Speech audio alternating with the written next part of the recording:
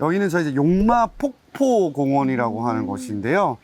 저희 병원 인근에 있는 시민들의 어떤 쉼터라고 생각하시면 되겠어요. 저희 절경도 만나보면서 오늘 일반인 분들 중에서도 허리 아프신 분들 어떻게 걸어야 할지, 그리고 네. 척추 질환 있으신 분들 중에서 걸을 때 주의하실 점들, 어떻게 하면 잘 걸을 수 있을지까지 쭉 얘기 나눠보려고 하니까요.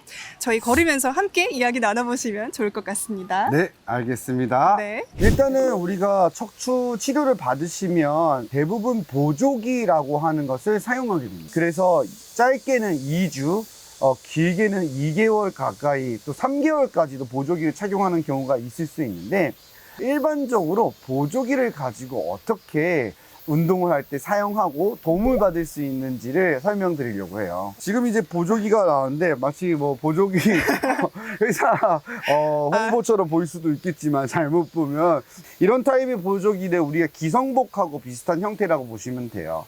그래서 골절 환자들이나 아니면 큰 수술을 받게 되면은 지금처럼 이렇게 멜빵 형태로 되어져서 연결을 시키거나, 혹은 그런 게 아니더라도 가슴팍까지 모두 잡아주게 되는 TLS 보조기를 사용하게 되거든요. 요거는 TLSO 보조기에 해당이 되고요. 네. 그리고 요거는 이제 LSO 보조기에 해당이 되는 건데, 간단한 시술이라든지 내시경 수술을 하게 되면은 근육의 손상이 적기 때문에 아까와 같은 TLSO 타입의 보조기보다는 이런 LSO 타입의 보조기를 사용하게 됩니다.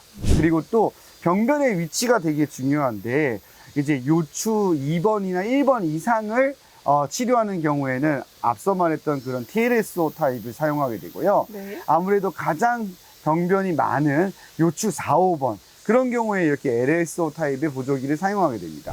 지금 보시면 이렇게 멜빵 같은 게 없고 가볍게 탈부착이 가능한 방식으로 되어 있어요. 환자분들이 그리고 질문을 되게 많이 하는 게 가장 큰 게 하나 있어요. 네. 뭐냐면 온라인몰에서도 판매하고 있는 보조기를 착용해도 되냐는 질문을 많이 하세요. 가능합니다. 그리고 지인이나 아니면 가족이 사용하던 걸 내가 사용해도 되느냐고 물어보시는 경우가 많거든요. 네. 그것도 가능합니다. 가지고 오셔가지고 이거 저희 아버지가 쓰시던 건데 저 써도 되나요? 제가 보고 LSO 보조기 합당하면 사용해도 된다고 말씀드려요. 만일에 이렇게 치료받고 이제 난 안 써도 될 것 같다라고 생각하셔도 버리지 마세요. 안타깝게도 그래서 그런지 맞춤형 보조기가 인기가 떨어지는 것 같아요. 왜냐하면 맞춤형 보조기는 자기한테만 맞췄기 때문에 내 몸에 딱 맞다는 좋은 점이 있지만, 아무래도 좀 그렇게 재사용이 어렵죠. 조절이 힘들기 때문에. 그러면 일어나서 보조기 착용을 하면서 어떤 형태로 운동을 하는 건지도 보여드리도록 할게요. 이런 이렇게? 식으로 해가지고 앞쪽에서 네. 쪼아주시면 됩니다. 이렇게 하면 될까요? 네, 착용을 하신 다음에요, 당겨서 붙이는 형태라고 보시면 돼요. 네. 그래서 이 보조기를 착용을 하고 운동을 하시는 게 중요합니다. 그래서 일단 허리가 안 움직이는데요. 맞습니다. 네. 그러니까 과도한 허리의 움직임을 방지시켜 주는 거예요.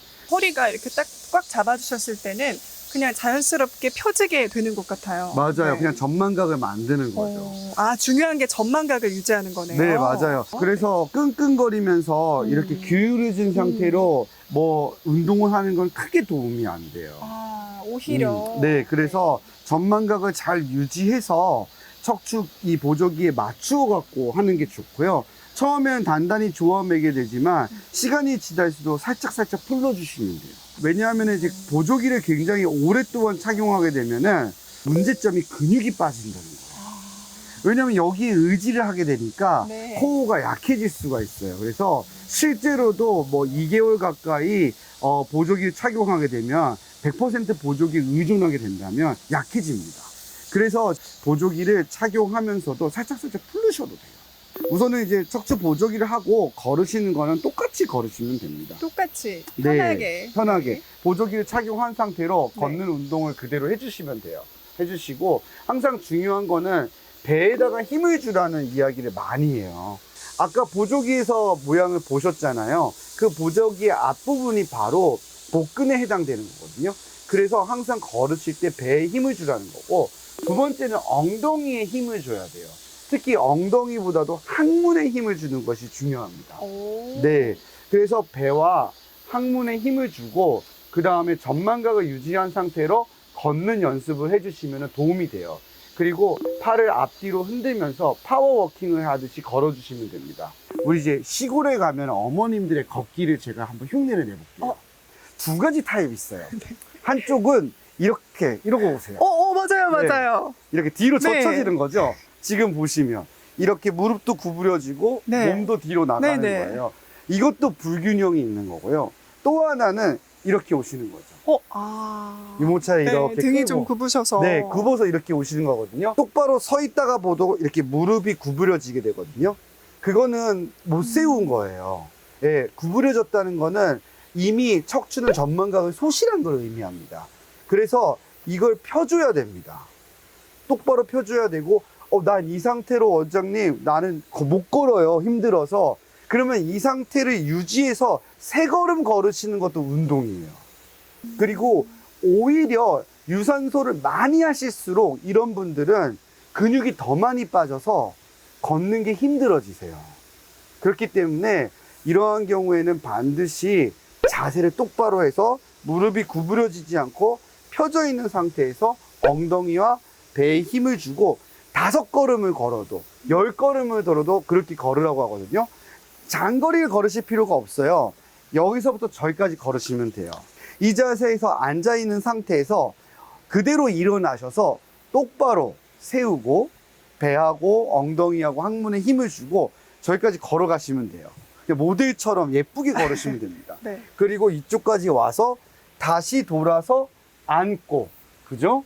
그 다음에 또 다시 일어나서 똑바로 세워서 여기까지 걸어서 오신 다음에 또 앉고, 이걸 반복하시면 돼요. 75세 전후에 등이 굽기 시작하거나 큰 수술을 받았거나 그래서 허리가 무너지는 사람들한테 도움이 되는 운동이고요. 만일에 요 거리 정도를 못한다, 5걸음을, 그러면 보조기를 착용하고 걸으셔야 돼요. 그렇게 하시고 누군가 도와줄 수 있다면 중간에 섰을 때 한 번씩 풀어줘서 지탱하는 연습을 시켜야 됩니다. 만일 근데 혼자서 이게 어렵다면 병원으로 오셔서 재활치료를 받으셔야 되는 거예요. 이 정도로 정리를 하시면 아마 도움이 되지 않을까 그렇게 생각이 듭니다. 보조기는 24시간 착용해도 되나요? 라는 질문을 좀 남기셨거든요. 24시간 착용해도 되는 거지만 필요가 네. 없습니다. 주무실 때는 착용하실 필요가 없어요. 보조기는 제일 중요한 거는 수술 후나 시술 후에 누워서 일어날 때 가장 중요합니다. 누워서 차고 네. 일어나셔야 돼요. 아. 그게 굉장히 중요합니다. 그러니까 대부분 벌떡 일어나시고 그 다음에 차시는데 네. 안 좋아요. 그러니까 네. 수술 직후에는 퇴원하셔서도 누워서 차고 일어나신 다음에 다니고요. 서 있는 상태에서 풀어서 조절을 하시면 돼요. 아. 그리고 이렇게 운동을 하고 오셔서 수술하고 퇴원하신 다음에 이렇게 걸어서 오신 다음에 이렇게 공터가 발견되면 살짝 풀어서 보조기를 놔두고 이렇게 가볍게 주위를 걸으시면 돼요. 예, 그리고 다시 또 착용하고 그러면서 보조기를 점점 풀고 지내는 시간을 늘리는 거예요. 확 풀는 게 아니고 풀렀다가 하다가 이걸 반복하면서 적응을 하시면 돼요. 그게 중요한 팁이라고 할 수 있습니다. 여러분, 오늘도 저희 김병우의 척추 라이브를 시청해 주셔서 감사하고요. 네. 항상 궁금하시거나 또 질문사항을 댓글로 남겨주시면 말씀드리도록 하겠습니다. 오늘도 통증 없는 밤 되세요. 네. 굿밤 되세요. 안녕. 안녕. 통증 없는 밤 되세요. 감사합니다.